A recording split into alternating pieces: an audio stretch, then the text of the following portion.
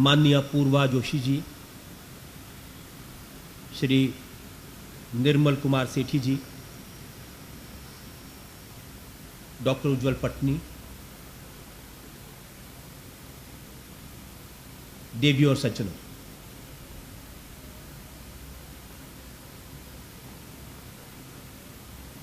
जब किसी पुरस्कार की घोषणा होती है तो बोलना बहुत कठिन होता है। अपने सम्मान के बारे में कुछ कहना बड़ी मुश्किल बात होती है, लेकिन न बोले तो धृष्टता होती है। मित्रों, मैं मानता हूं कि हमारा जो समाज है ये उदार, बड़े दिल का समाज है। हमारे यहां रास्ते पर पड़े एक पत्थर को अगर कोई सिंदूर लगा दे तो लोग उसके आगे हाथ जोड़ने लगते हैं। मैं भी रास्ते पर पड़ा एक ऐसा पत्थर हूं और आज आपने सिंदूर लाकर मुझे सम्मान दिया।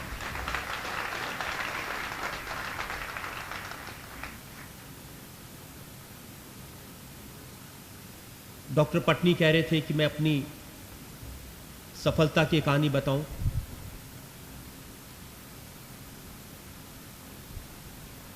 मित्रों, आज जो दिखता है टीवी पर, आज जो ग्लैमर दिखता है, ताकत दिखती है, मेरी कहानी ऐसी कोई ताकत वाली, ऐसी कोई ग्लैमर वाली कहानी नहीं है। और आज मैं यहां आया हूं, उसकी दो वजह है। अगर मेरे जीवन में सफलता मिली है, अगर मुझे आज आपके सामने गर्व से सिर उठाकर खड़े होने का मौका मिला है, अगर आज आप लोगों ने मुझे सम्मानित करने का फैसला किया है, इसके पीछे जैन समाज का उपकार है, इसके पीछे आपकी करुणा है, ममता है। मित्रों, बचपन बहुत अभावों से गुजरा था। जब मैंने आंखें खोली, पुरानी दिल्ली में सब्जी मंडी में तीसरी मंजिल पर एक 10 बाई 10 का कमरा था। उसमें 7 भाई, एक बीमार पिता, बीमार मां, बहन, 10 लोग रहते थे। इतनी जगह नहीं थी कि हम उस फर्श पे सब लोग सीधे सो सके, तो जैसे कपड़े के थान दुकान में रखे जाते हैं, एक के ऊपर एक तख्ते लगाकर ऐसे सोते थे।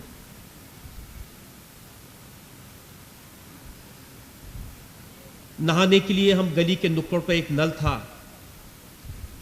वहां जाते थे और 2 बाल्टी पानी भर के एक मां के लिए, एक बहन के लिए ले आते थे। पढ़ने के लिए मैं, पड़ोस में एक रेलवे स्टेशन था, वहां पर रात में बत्ती होती थी, लाइट होती थी, वहां पढ़ते थे जाके। साधारण कॉरपोरेशन का स्कूल था। खाने के लिए कभी मिलता था, कभी नहीं मिलता था, कई कई दिन भूखे रहते थे।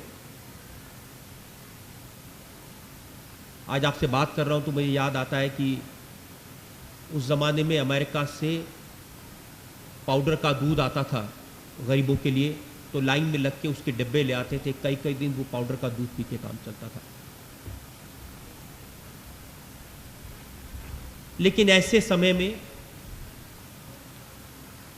किसी ने मुझे स्कॉलरशिप दी, किसी ने यूनिफॉर्म के लिए पैसे दिए, किसी ने स्कूल की फीस दी। और ये करने वालों में एक कोई जैन साहब थे, मैं उनका नाम नहीं जानता, मेरे पिताजी को जानते थे, लेकिन उनका उपकार आज भी मेरे दिल पर है।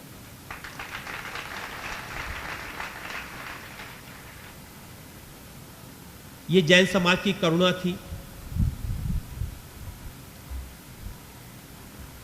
आज भी मेरे दिल पर उसकी बहुत छाप है।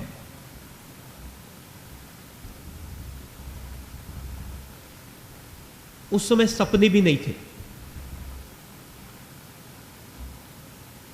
मुझे याद है कि हमारे मोहल्ले में एक घर में टीवी था, तो हम लोग उस घर में टीवी देखने जाते थे। उस ज़माने में जो बुज़ुर्ग लोग हैं जानते होंगे, सिर्फ दूरदर्शन एक चैनल था और दूरदर्शन पे जो फिल्म है, आधी फिल्म शनिवार को और बाकी फिल्म रविवार को आती थी। तो शहीद भगत सिंह की एक फिल्म थी, हमने शनिवार को आधी देखी। जब रविवार को मैं देखने गया तो उन्होंने अपना दरवाज़ा अंदर से बंद कर लिया। मैं जब घर वापस लौटा तो आंख में आंसू थे। बाबूजी ने पूछा कि क्या बात है, क्यों इतने उदास हो? तो मैंने कहा कि मैं उनके घर टीवी देखने गया था, उन्होंने दरवाज़ा बंद कर लिया, देख नहीं पाया। मैं 9 साल का था, कोई कल्पना भी नहीं कर सकता। बाबूजी ने कहा कि किसी दूसरे के घर में किसी तीसरे को टीवी पर देखने जाते हो, अगर दम है तो कुछ ऐसा करो, तुम टीवी पर आओ और लोग तुम्हें देखें।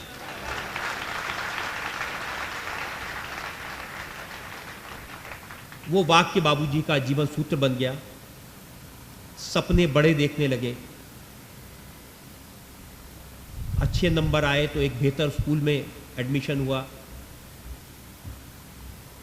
फिर वहाँ अच्छे नंबर आए तो मुझे Shri Ram college of commerce में पढ़ने का मौका मिला। विजेंद्र जी यहाँ हैं, ये भी Shri Ram college of commerce में थे। उस कॉलेज के लोग आज गिने तो अरुण जेटली भारत के रक्षा मंत्री, वित्त मंत्री हैं। रोहिंटन नरिमन मेरी क्लास में मेरी डेस्क पर बैठते थे, वो सुप्रीम कोर्ट के जज हैं। उस समय तो कोई नहीं सोच सकता था कि हमारे साथी विजेंद्र जी यहाँ बैठे हैं, दिल्ली के बड़े नेता हैं। बहुत सारे लोग अलग अलग जगह पर पहुँचे हैं। कोई फिल्म में है, कोई मीडिया में है, कोई जुडिशरी में है, कोई राजनीति में है। इन सब लोगों से बहुत कुछ सीखने का मौका मिला, लेकिन संघर्ष था, साधन नहीं थे। और मैं हमेशा अपने बाबूजी को याद करता हूं, वो बहुत प्रेरणा देते थे, इंस्पायर करते थे। और यही मैं आज आपके साथ शेयर करना चाहता हूं, यही मेरी सफलता की कहानी है। मुझे याद है एक दिन जब 2-3 दिन तक खाना नहीं मिला था तो बाबूजी ने पूछा कि किस बात का दुख है? तो मैंने कहा गरीबी है, अभाव है। तो उन्होंने एक 4 वाक्य कहे थे। उन्होंने कहा कि जिंदगी जीना आसान नहीं होता, बिना संघर्ष के कोई महान नहीं होता। जिंदगी जीना आसान नहीं होता, बिना संघर्ष के कोई महान नहीं होता। जब तक न पड़े हथौड़े की चोट, पत्थर भी भगवान नहीं होता। मित्रों, मैं आज जैन समाज के लोगों से यही करबद्ध प्रार्थना करना चाहता हूं, आपकी करुणा, आपकी दान देने की शक्ति बनी रहे। मेरे जैसे किसी गरीब को, मेरे जैसे किसी अभाव में रहने वाले बच्चे को आप मदद करें, वो शायद जीवन में कुछ कर पाए, और इसके लिए मैं आप सबका बहुत बहुत आभारी हूं।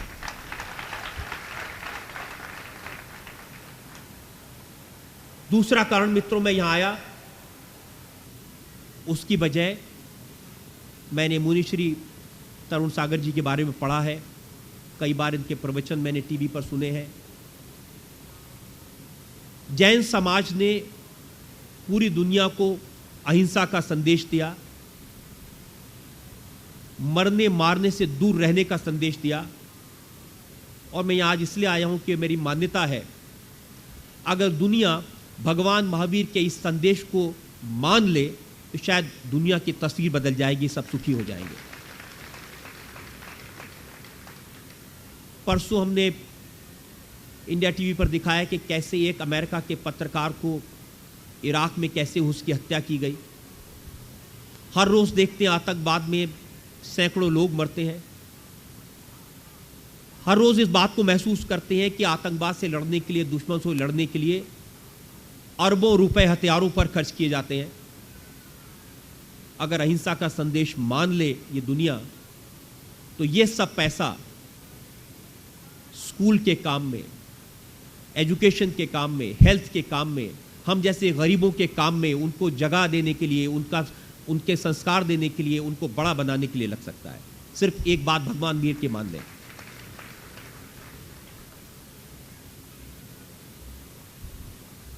मित्रों, जब संघर्ष से कोई बड़ा बनता है, एक डर हमेशा रहता है कहीं मन में अपनी सफलता का अहंकार ना आ जाए। एक हमारे बाबूजी कहते थे, विद्या ददाति विनयम विनयाति याति पात्रताम पात्रत्वा धन माप्नोति धनाधर्मम ततः सुखम। विनय से ही सब कुछ मिलता है, विद्या मिलती है, उससे धन मिलता है, उससे धर्म मिलता है, धर्म से सुख मिलता है। मैं आप लोगों से भी यही कहना चाहता हूं कि अगर जीवन में सफलता मिले, आप बड़े बने, तो अहंकार नहीं आना चाहिए। यह मानवता का दुश्मन है। और मैं आपका आभारी हूं कि आज आपने यहां बुलाकर मुझे सम्मानित किया है। आप जो पुरस्कार मुझे देने वाले हैं, ये पुरस्कार मुझे हमेशा इस बात की याद दिलाएगा कि संघर्ष से सफलता मिले, लेकिन अहंकार नहीं आना चाहिए। मित्रों, जीवन में बहुत ऐसे मौके आते हैं जब फिसलन दिखाई देती है। ऐसी परिस्थितियां होती हैं जब लगता है कि आदमी अपने कर्तव्यों से, अपने मूल्यों से दूर चला जाएगा। आपका यह सम्मान मुझे हर वक्त इस बात की याद दिलाता रहेगा कि मैं अपने कर्तव्यों से विचलित न हूं। आपका यह प्यार मुझे इस बात की हमेशा याद दिलाता रहेगा कि समाज के प्रति जो मेरा दायित्व है उसको मैं पूरा करूं। भगवान मुझे इसकी शक्ति दे। बहुत बहुत धन्यवाद आपका, आपने मेरी बात सुनी। अब जैसा डॉक्टर साहब कह रहे थे कि ये जैन समाज की अदालत है, आपकी अदालत है, मैं हाजिर हूं। आप मुझसे कुछ भी सवाल पूछ सकते हैं, अच्छे सवाल, मीठे सवाल, कड़वे सवाल।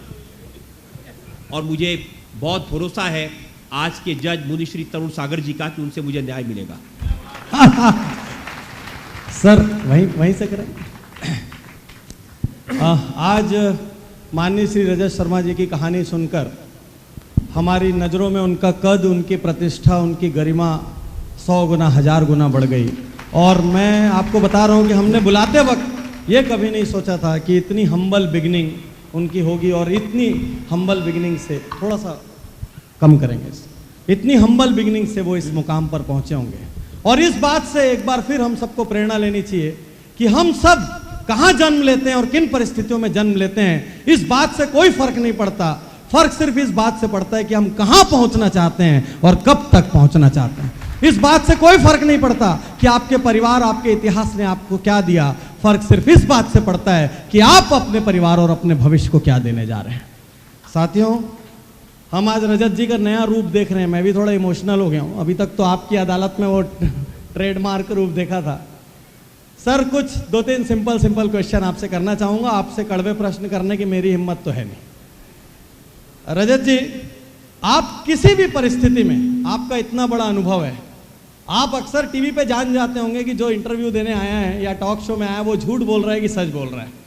उसके बावजूद भी आप अपनी वो ट्रेडमार्क वाली मुस्कुराहट को कैसे बरकरार रख पाते हैं? देखिए, जैसे अब आप मुस्कुरा रहे हैं, मुझे लगता है कि अगर दिल में ईमानदारी हो, काम के प्रति निष्ठा हो और सामने वाले का डर न हो, तो चेहरे की मुस्कुराहट कभी नहीं जाती। सर, मेरे ख्याल से आज ये आपका सबसे लंबा स्पीच रहा होगा जो आपने बिना मुस्कुराए दिया है। जी। आपने कहा कि ऐसी जो जीवन की बात बताइए, तो इसलिए मुझे ये सब बात याद आई और मुझे ये शेयर करना पड़ा। और जब मैं इनके साथ बैठा था, मंच पे बात कर रहा था, तो इन्होंने कहा कि कुछ ऐसी बातें कहिए कि जो हमारे लोग हैं उनको प्रेरणा मिले। मुझे मालूम नहीं कि प्रेरणा मिल पाएगी क्या नहीं मिल पाएगी, लेकिन मैंने अपनी तरफ से यदि प्रेरणा मिली हो तो दोनों हाथ उठा के जोर से जयकारा लगाएं।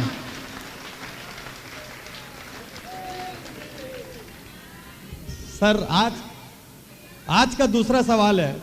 सर, आपका एकमात्र टीवी प्रोग्राम है जहां पर आप कागज पत्तर पूरे लेके खड़े होते हैं, सामने वाले के पास कोई गली नहीं छोड़ते, तुरंत आप डॉक्यूमेंट्स निकाल कर दिखाते हैं। आज तो सर आप बहुत ऊंचाई पे हैं, लेकिन जब आपने शुरुआत की थी तो इतनी बड़ी बड़ी हस्तियों के सामने कभी कोई भय नहीं हुआ कि इन पर इस तरीके से आक्रमण कर रहे हैं, इस तरीके से कड़वी बात कर रहे हैं? मैं आपके साथ क्योंकि अब अदालत में है और सच बोलना है, 21 साल पहले आपकी अदालत शुरू हुआ था और पहली पर्सनैलिटी इसमें लालू यादव थे, दूसरे खुशवंत सिंह थे और फिर टीएन सेशन। ये सब लोग ऐसे लोग थे जो अपने ज़माने में दबंग माने जाते थे, जवाब देते थे। लेकिन मैं आपसे ये शेयर करना चाहता हूँ कि 21 साल से हर हफ्ते मैं बहुत तैयारी करता हूँ। कई बार 2-2 दिन 3-3 दिन कमरे में बंद रह के तैयारी करनी पड़ती है। आज भी उसी निष्ठा से, उसी ईमानदारी से तैयारी करता हूँ।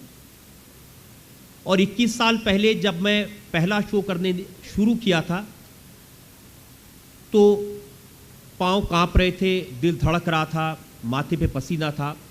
और आज भी, कल जब मैंने शो रिकॉर्ड किया था, मेरा यही हाल था।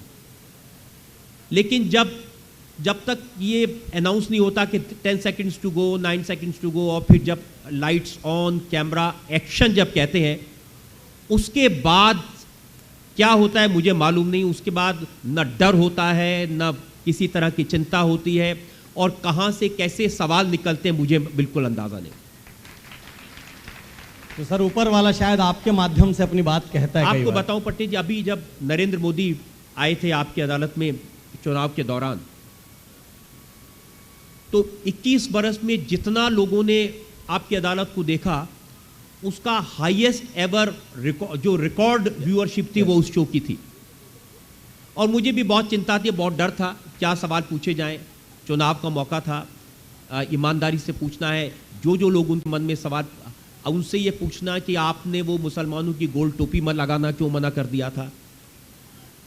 मैंने उनसे ये भी पूछ लिया कि आजम खान ने आपको कुत्ते के पिल्ले का बड़ा भाई कहा। लेकिन अब सोचता हूं तो डर लगता है ये कैसे ये सवाल निकल गए। और ये उनकी मानता है कि उन्होंने इन सब सवालों के हंसकर जवाब दिए। मुझे याद है रेणुका चौधरी जो कांग्रेस की नेता हैं, वो आई थी एक कार्यक्रम में, तो जब वो मिनिस्टर थी कांग्रेस की सरकार में, तो मैंने उनसे कुछ उनके हस्बैंड के बारे में पूछने लगा। उन्होंने कहा रजत जी पहले आप रुकिए। मैंने कहा मैं आपसे पूछना चाहती हूँ। मैंने कहा पूछिए। उन्होंने कहा मैं आपसे पूछना चाहती हूँ क्या आपकी शादी हो गई? तो मेरे मुंह से निकला आपका इरादा क्या है? तो ऐसे बहुत सारे क्षण होते हैं जिसमें प्रश्न निकलते हैं, लेकिन वो बहुत तैयारी वाले प्रश्न नहीं होते, ये ऑटोमेटिक आते हैं। कैसे आते हैं मुझे इसका मालूम नहीं। मुझे लगता है कि आपके जैसे बुजुर्गों की, आपके जैसे लोगों का आशीर्वाद है, कृपा है, इससे ये ताकत मिलती है। सर अंतिम प्रश्न, रजत शर्मा जी का सबसे बड़ा सपना क्या है जो पूरा होना बाकी है?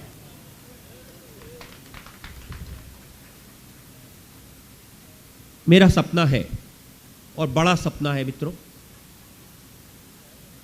और वो सपना ये है, और वो सपना पूरा करने में मुझे आप सब लोग का सहयोग चाहिए।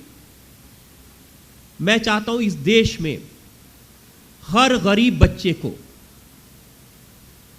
हर अभाव में रहने वाले बच्चे को स्कूल में, कॉलेज में पढ़ने की सुविधा मिले,